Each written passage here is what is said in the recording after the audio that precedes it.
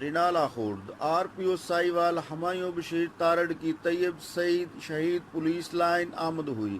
یہاں پر انہوں نے green and clean Pakistan program کے تحت پودا لگایا۔ ان کے ہمراہ DPO اوکاڑا جہانزیب نذیر اور SDPO رینالہ سرکل ASP ہنا نیک بخت بھی موجود تھی۔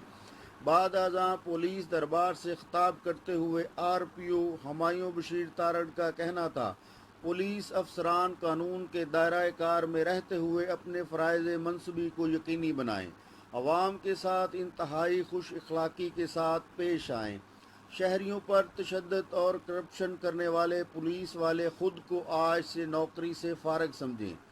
جب ہم نیک نیتی اور ایمانداری سے کام کرتے ہیں تو اللہ تعالیٰ بھی ہماری مدد فرماتا ہے۔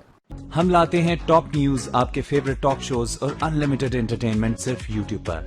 اگر آپ نے ابھی تک ہمارا چینل سبسکرائب نہیں کیا تو ابھی سبسکرائب کریں اور بیل آئیکن کو کلک کر کے ہماری لیٹسٹ ویڈیوز کے بارے میں اپڈیٹ جانیں۔